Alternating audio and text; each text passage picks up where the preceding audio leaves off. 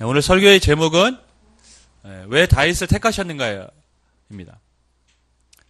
택하셨을 때는 이유가 있겠죠. 이유가 있으셨으니까 하나님께서 다윗을 택하셨습니다. 다윗은 어떤 사람입니까? 이스라엘 역사에서 가장 위대한 임금 왕으로 존경받는 사람입니다. 지금도 이스라엘이라는 나라는 다윗을 가장 이스라엘 민족의 역사의 위대한 사람으로 인정합니다. 그래서 이스라엘 국가가 별 모양 아닙니까? 그래서 그 별이 다윗의 별입니다. 하지만 다윗은 우리가 잘 아는 것처럼 일개의 목동이었습니다. 일개의 목동이 하나님 앞에 택함을 받아서 왕이 됐고 이스라엘 역사에서 가장 위대한 왕으로 하나님 앞에 쓰임을 받았습니다. 어떻게 목동, 양을 돌보는 이 사람이 위대한 임금이 될 수 있었고 하나님 앞에 택함을 받을 수 있었을까요? 실은 그 이야기가 사무엘서의 이야기입니다. 왜 하나님은 다윗을 택하셨는가? 왜 하나님은 사무엘을 사용하셨는가? 사무엘상 2장 30절 말씀 우리 같이 읽겠습니다. 사무엘상 찾아서 읽겠습니다. 사무엘상 2장 30절 말씀.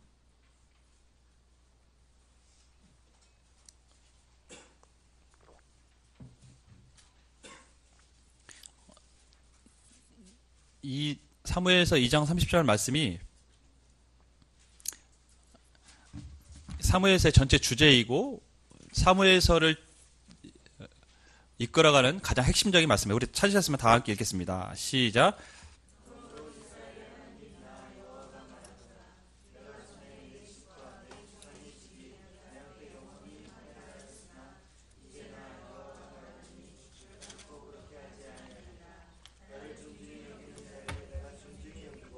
나를 경외하는 자를 내가 멸시하리라. 아멘.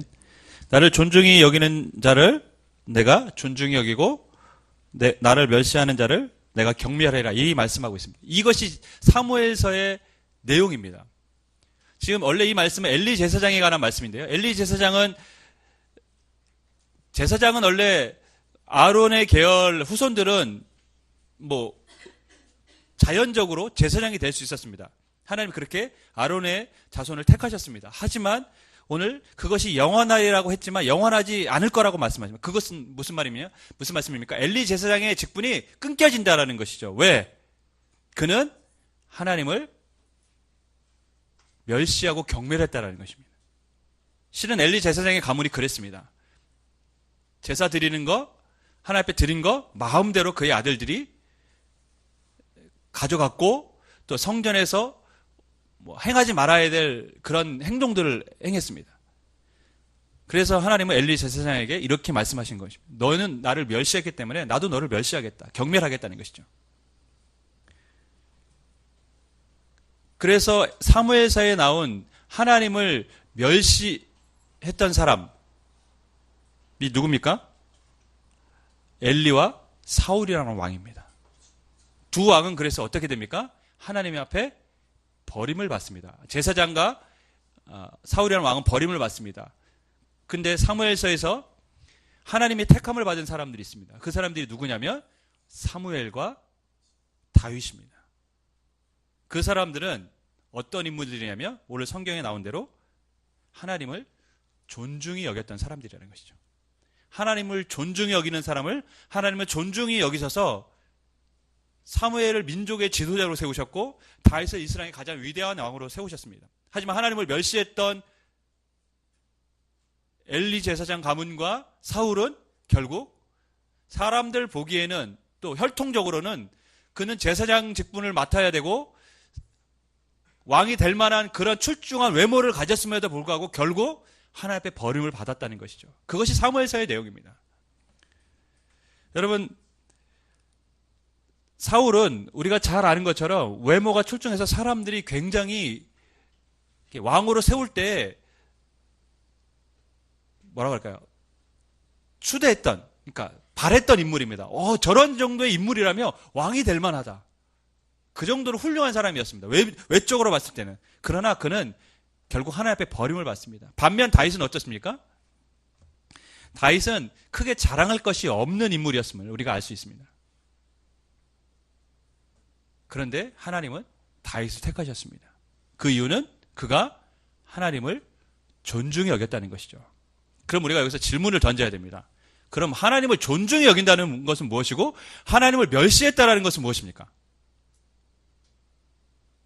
하나님을 존중히 여겼기 때문에 다윗은 택함을 받았는데 그럼 하나님을 존중히 여겼다는 그런 모습, 다윗은 어떠한 삶을 살았기에 하나님께서는 다윗이 하나님을 존중히 여겼다고 말씀하시는 것일까요? 사울과 엘리는 어떻게 살았기에 하나님을 멸시했다고 말씀하시는 것일까요? 오늘은 일단 다윗 부분만을 좀 살펴보겠습니다. 실은 제가 이 말씀을 드리는 이유는 저희가 지금까지 말씀에 대해서, 기도에 대해서 나눴습니다. 그리고 우리 교회의 비전인 우리의 꿈을 향해 한 걸음 더 나아가야 되는데 그것 중에 하나가 이 다윗의 모습을 통해서 발견할 수 있기 때문에 그렇습니다. 왜 하나님은 다윗을 택하시고 다윗을 사용하셨을까요? 오늘 읽은 본문 말씀 70절, 71절로 다시 돌아가겠습니다. 우리 같이 읽겠습니다. 시작.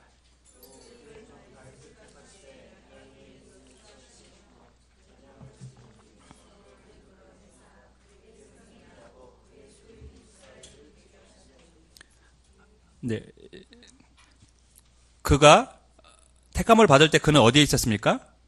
양의 우리에서 저장을 지키는 중에서 그를 이끌어냈다고 했습니다. 우리는 이 본문 말씀을 통해서 알 수 있는 것은 다윗은 하나님 앞에 택함을 받는 그 순간에 무엇을 하고 있었냐면 자신에게 주어진 일을 성실히 하고 있었다는 것을 우리가 알 수 있습니다. 원래 사울을 패하시고 하나님께서 사무엘 선지자를 다윗의 아버지 이새의 집에 보냈어요. 그래서 그 아들 중에 왕으로 세울 사람을 내가 지정해 줄 테니까 기름을 부으라고 하시고 네가 왕으로 세우라고 말씀하셨습니다. 그때 다윗의 아들 중에서 누구만 제외됐습니까? 다윗만 제외됐어요. 다른 아들들은 다 사무엘 앞에 나갔습니다. 민족의 위대한 지도자가 찾아왔는데 다른 형들은 다 사무엘 앞에 부름을 받았는데 다윗만큼은 부름을 받지 못한 거예요. 그는 여전히 어디에 있습니까? 양을 치고 있었습니다. 양의 우리에서 양을 보살피고 있었습니다. 다윗 입장에서 보면 제가 다윗이라면 기분이 좀 상할 것 같아요. 민족의 지도자, 위대한 영웅이 왔는데 자기만 쏙 빼놓고 형들만 데리고 왔어요. 얼마나 기분 나빴을까요? 그런데 그는 그때에도 무엇을 하고 있습니까? 자기가 맡고 있는 그 양을 성심을 다해서 돌보고 있었다는 것이죠.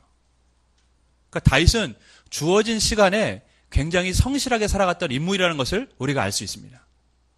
우리는 목동하면 맨날 무슨 생각하죠? 잔디밭에 누워가지고 모자 둘러쓰고 잠이나 자고 휘바람이나 불고 이런 거 생각하지만 그렇게 한가한 목동이 아니었다라는 것이죠. 다윗은 자기에게 맡겨진 양을 어떠한 상황에서도 성실하게 그 자기에게 주어진 시간들을 자기에 맡겨진 일들을 잘 감당하고 있었던 인물이었기 때문에 하나님은 그것을 보셨다는 것입니다. 주어진 삶에 성실했기 때문에 하나님 앞에 그는 택함을 받았습니다. 그것이 하나님을 존중히 여기는 것과 무슨 상관이 있는가는 제가 결론부에 말씀을 드리겠습니다.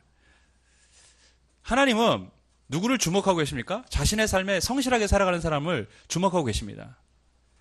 윌리엄 캐리라고 근대 선교의 아버지라고 불립니다. 선교의 불길이 다 사그라졌을 때 그때 그는 다시 선교의 불길을 일으킵니다. 세계 선교가 점점 쇠퇴해가고 있을 때 그는 이사야 선지자의 글을 읽고, 그러니까 이사야서를 읽고 도전을 받습니다. 내가 이 땅에 복음을 듣지 못한 모든 곳에 내가 복음을 전해야겠다. 엄청난 꿈 아닙니까? 세상에 아직 복음을 듣지 못한 그런 모든 곳에 내가 나가서 복음을 전해야겠다. 그러면서 그는 엄청난 꿈을 꾼 것이죠. 이 엄청난 꿈을 꿨지만 그는 그의 삶에서 그 꿈을 차근차근 준비해 갔습니다. 그가 주일학교 교사였는데 그가 한 일은 쿡 선장의 마지막 향해라는 책을 읽습니다. 그러면서 미지의 나라들에 대해서 관심을 갖게 되고 지도에 그 나라들을 표시합니다. 무엇입니까? 내가 복음을 증거해야 될 나라들. 그리고 계속 그가 준비하던 중에 인도 선교의 뜻이 하나님 앞에 있음을 깨닫게 되고 그때부터 무엇을 준비했냐면 인도 벵갈어를 준비하기 시작합니다. 그의 직업은 구두수송공이었어요. 학식이 뛰어난 사람이 아니었습니다. 그럼에도 불구하고 그는 열심히 준비를 합니다. 결국에 1793년에 32세의 나이로 인도로 선교를 떠나고 근대 선교의 아버지라고 불리게 되었습니다. 평범한 사람이었습니다. 하지만 그는 거대한 꿈을 꿨습니다. 엄청난 꿈을 꿨습니다. 하지만 그 꿈을 위해서 그는 무엇을 했습니까? 자신의 주어진 삶을 살아가면서 차근차근 그것을 준비해갔던 사람입니다. 그러니까 주어진 시간을 낭비하지 않았다는 것이죠. 꿈만 크게 갖고 아무것도 갖고 있는 그냥 망상의 꿈꾸고 살지 않았다는 것이죠. 내가 언젠가는 모든 나라에 가서 선교할게 이런 망상을 갖고 살아간 것이 아니라 그는 그 꿈을 위해서 지금 자신의 주어진 시간 안에서 하나하나 차근차근 그 꿈을 위해서 한 걸음 한 걸음 준비했고 결국 때가 되었을 때 하나님께서 그를 사용하셨던 것입니다. 여러분, 윌리엄 캐리가 주는 교훈이 무엇입니까? 자신의 삶을 성실하게 살아갈 때 꿈을 키우고 구체화시킬 수 있고 결국 성실하게 살아가는 자만이 꿈을 이룰 수 있다는 것이죠. 많은 사람들이 미래에 대한 관심이 많습니다. 오늘날 많은 사람들이 얼마나 미래에 대한 관심이 많습니까? 더 나은 미래, 더 행복한 미래 이런 것을 다 꿈꾸며 살아갑니다.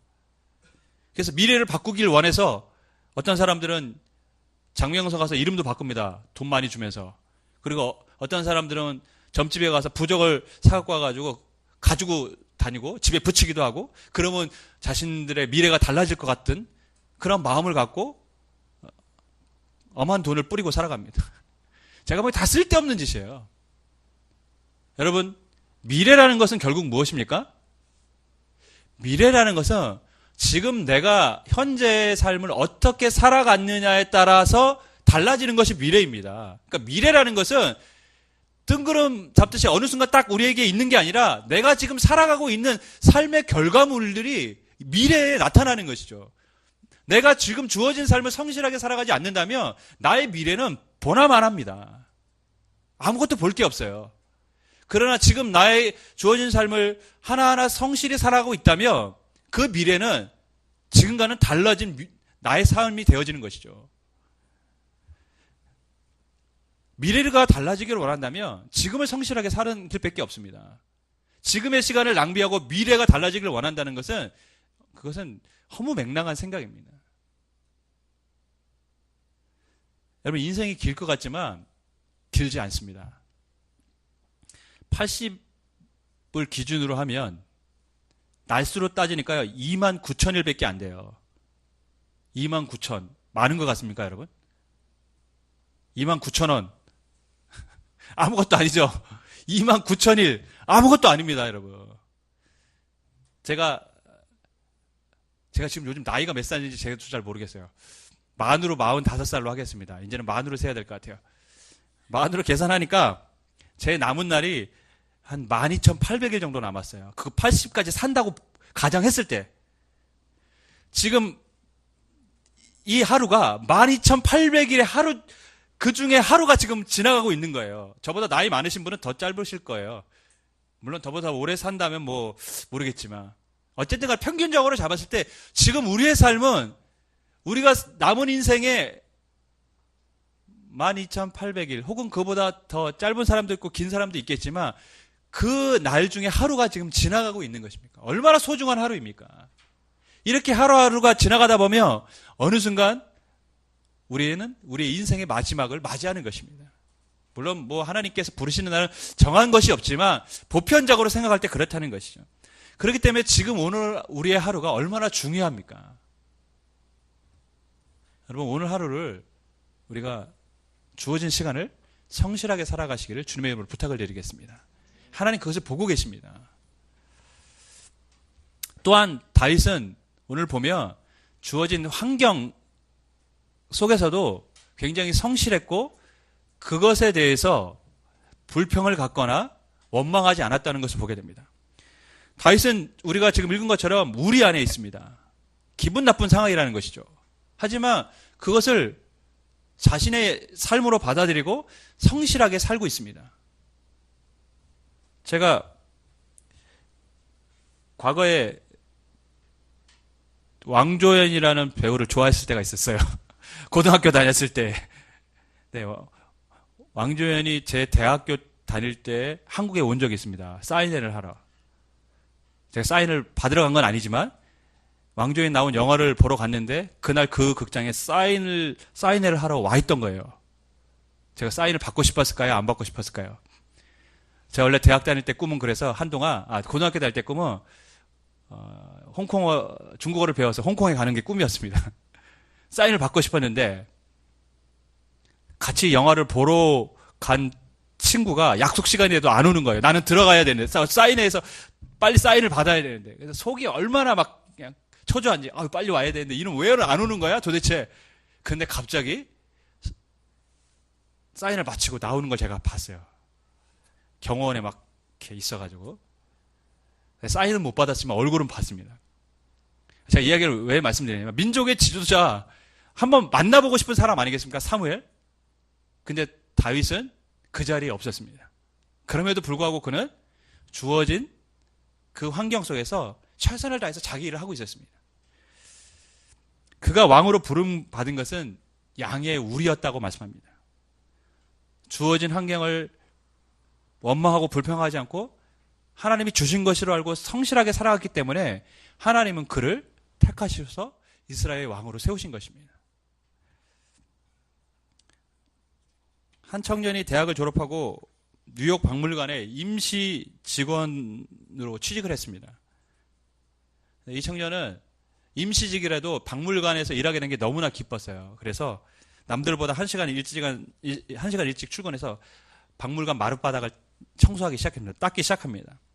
근데 항상 기쁨으로 내가 이 뉴욕 박물관에 일할 수 있다는 게 너무 기쁜 나머지 이 기쁨으로 일하니까 박물관장이 보면서 아니, 대학 교육도 마친 사람이 박물관 바닥 청소를 하는 게 그렇게 좋으냐, 부끄럽다고 생각은 안 하냐, 이렇게 얘기했더니 이 청년이 뭐라고 얘기했냐면, 이곳은 그냥 바닥이 아니라 뉴욕 박물관의 바닥입니다.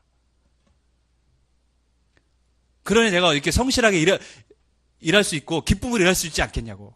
그냥 바닥이 아니라 이건 뉴욕 박물관의 바닥이라고. 이 박물관장이 이 청년을 보면서 감동을 받아요. 그래서 정직원으로 이제 채용을 합니다. 이후에 이 청년은 알래스카 등을 다니며 고래와 포유동물을 연구하고 몇 년 후에는 세계에서 가장 권위 있는 고래 박사가 됩니다. 그리고 후에는 뉴욕 박물관 관장이 됩니다. 이 사람이 앤드류 박사입니다. 주어진 환경에 성실하게 살아갔던 사람이 결국 사람들도 그 사람들을 사용한다라는 것이죠. 하물며 하나님은 사용하시지 않겠습니까? 마태복음 25장에 달란트 비유가 나옵니다. 우리가 잘 아는 비유죠. 5달란트, 3달란트, 1달란트 종들이 받았습니다. 5달란트, 3달란트 받은 사람들은 어떻게 했습니까? 열심히 일해서 배로 남겨서 드렸습니다. 주인이 갈 때 드렸습니다. 근데 1달란트 받은 사람은 어땠죠? 땅에 묻어뒀다가 그대로 줬습니다. 분명히 주인은 그 종들에게 권한을 줬어요. 그것을 사용할 수 있는 권한. 5달란트, 3달란트, 1달란트 굉장히 큰 돈이었습니다.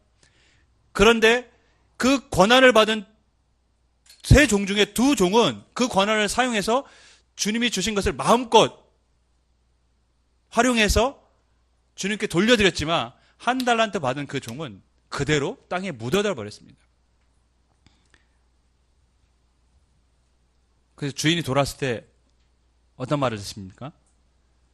5달란트 받은 종과 3달란트 받은 종은 칭찬을 받지만 1달란트 받은 종은 책망을 받습니다. 오히려 자신에게 있었던 것까지 빼앗겨가지고 어떻게 됩니까? 성실히 일하는 사람들에게 그것을 도로 주었습니다. 여러분, 그 한 달란트 받은 사람이 왜 일을 안 했는지 우리는 잘 알지는 모르겠습니다. 그러니까 이유는 모르겠어요. 왜 안 했는지. 뭐 주인이 무서워서 그랬다 이런 표현을 하긴 했지만 정확한 이유를 우리가 알 수는 없습니다. 하지만 분명한 것은 뭐냐면 분명히 주인이 권한을 줬고 그것을 가지고 활용하라고 했는데 그것을 활용하지 않고 묻어둔 것은 그는 그의 삶에 성실한 삶을 살지 않았던 것은 분명합니다. 주인은 그걸 원했던 것은 아니었으니까요. 하나님 우리에게 은사를 주셨습니다. 그 은사들이 하나님은 그것을 가지고 무엇을 남기라가 아니라 하나님 주신 은사가 있다면 그것을 가지고 성실하게 이 땅을 살아가라는 것이죠. 활용하라는 것입니다. 그것을 묻어두는 것은 하나님의 뜻이 아니라는 것입니다. 여러분, 주어진 삶에 성실할 때 하나님께서는 더 큰 것으로 맡기시는 것을 우리는 달란트 비유를 통해서 알 수가 있습니다. 성실하지 않은 사람에게 일반 사람들도 일을 맡기지 않습니다. 하지만 성실한 사람은 더 많은 일을 맡기게 되어 있습니다. 그래서 성실한 사람들이 회사 생활이 피곤해요. 그렇습니다. 성실한 사람이 피곤합니다. 왜냐하면 믿고 맡길 수 있으니까 그 사람에게 일을 다 이렇게 몰아주는 경향이 있습니다. 제가 직장 될 때 그래서 좀 피곤했습니다. 제가 지난번 교회에서도 굉장히 피곤했습니다. 사람은 여러분 그렇습니다. 사람도 할 만한 사람에게 일을 시키게 돼 있습니다. 하나님도 그 자신의 주어진 환경에 성실하게 살아가는 사람들을 보고 계시고 그 사람에게 더 큰 것을 나중에 맡기십니다. 지금 우리가 주어진 환경은 어쩌면 하나님이 우리를 테스트하고 있는 과정입니다. 내가 더 큰 것을 맡길 수 있는지 없는지 하나님이 지금 보고 계시는 것이죠. 여러분, 주어진 삶을 성실히 살아감으로 더 큰 것을 하나님께서 기쁨으로 맡길 수 있는 그런 믿음의 사람들, 삶에 성실한 사람들에게를 주님의 이름으로 간절히 축원하겠습니다. 여러분, 그럼 결론. 왜 그럼 성실한 사람을 하나님이 주목하고 계신가? 자신의 삶에 성실한 삶을 살아가는 것이 왜 하나님을 존중하는 삶인가? 여러분, 자신의 삶을 성실하게 살아가는 삶은 결국 하나님의 주권을 인정하는 것이기 때문에 그렇습니다. 우리의 인생은, 우리에게 주어진 시간은, 지금 나에게 주어진 환경은 내 시간이 아니고 하나님께서 내게 주신 지금 삶이라는 것이죠.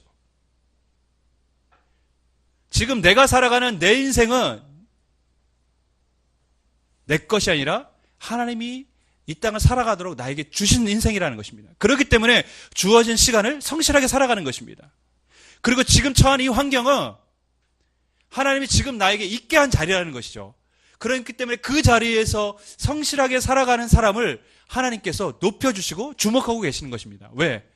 그것은 하나님에 대한 신앙 고백이기 때문에 그렇습니다. 내 인생은 하나님의 것이고 지금 내 삶은 하나님이 보고 계시고 하나님이 내 삶을 인도하고 계신다는 것을 믿기에 그 자리에서 성실하게 살아가는 삶은 결국 하나님을 존중히 여기는 삶이라는 것입니다. 하나님께서 나를 보고 계시고 내 인생의 주인이라는 것을 고백하는 삶이기 때문에 그렇습니다. 주 안에 사랑하는 여러분, 우리의 삶은 우리 것이 아닌 줄 믿습니다. 하나님 우리의 삶을 지금도 보고 계신 줄 믿습니다. 우리의 삶을 보고 계십니다. 그리고 그 삶에 성실한 사람을 하나님께서 택하시고 더 큰 것을 맡기십니다. 왜 그러실까요? 믿을만 하니까요. 믿을만 하니까 맡기는 것입니다. 다윗이 믿을만 하니까 이스라엘 백성을 다윗에게 맡기신 것입니다. 그래서 다윗은 어떻게 했습니까? 오늘 72절 말씀 우리 같이 했습니다. 시작.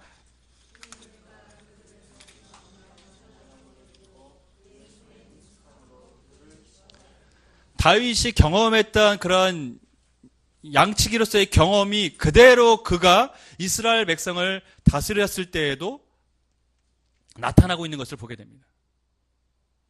자기 마음의 완전함으로 기르고 그의 손의 능숙함으로 그들을 지도했다라고 말씀하고 있습니다.